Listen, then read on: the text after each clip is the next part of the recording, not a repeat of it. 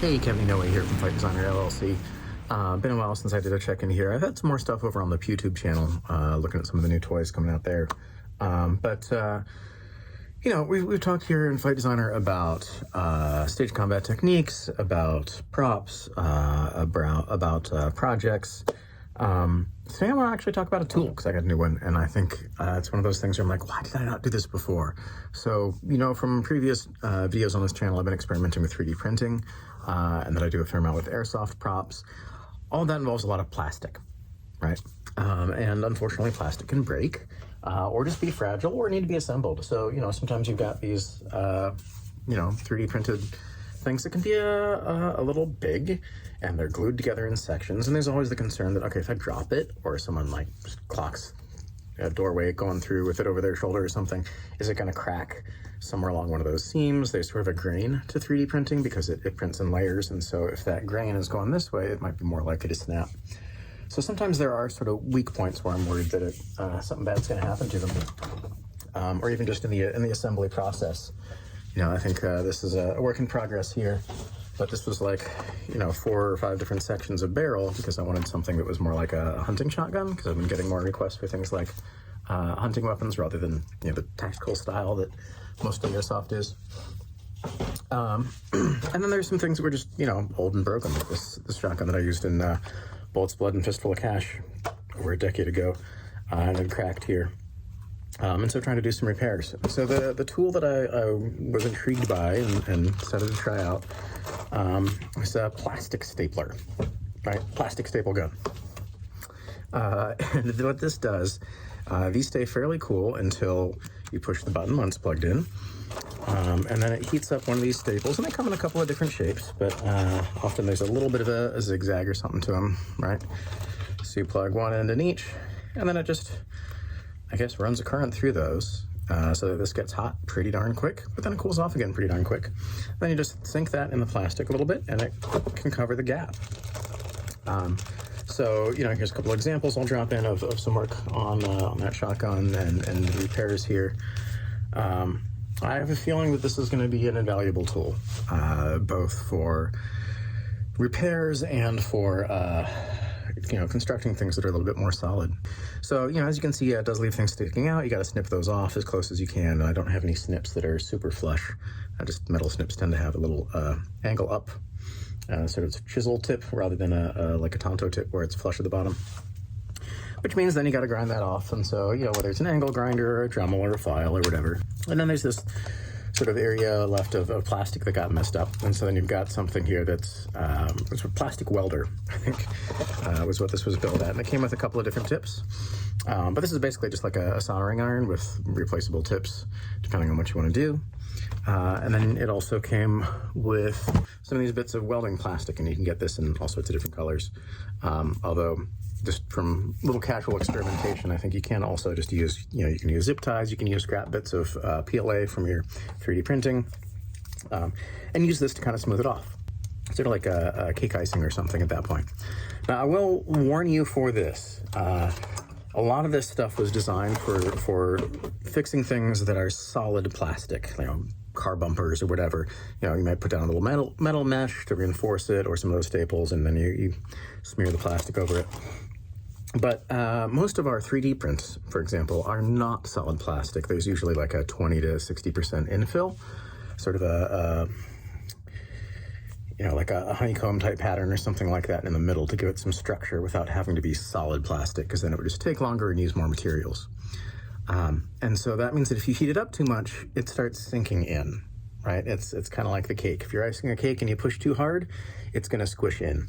And so we don't want to let it get too hot in any one part or push in too much where you can start to deform the plastic in ways that you don't want. And then you got to fill it in with something else.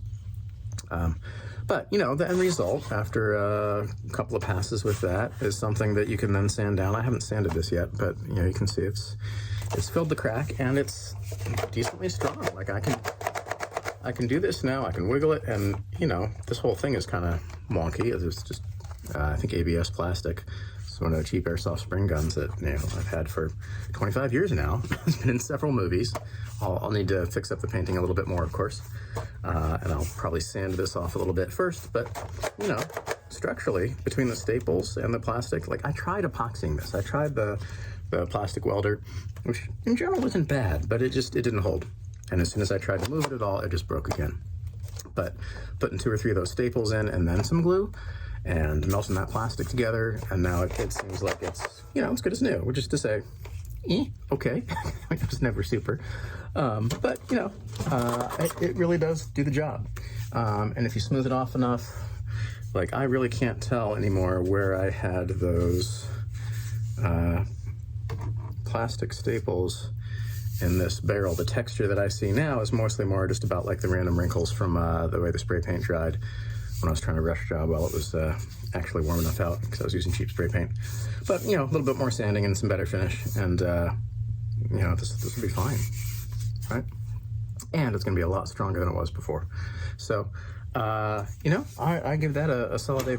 And, you know, this was a small investment on Amazon. This is the Sondler plastic welding gun, and it came with the plastic weld spreader thing.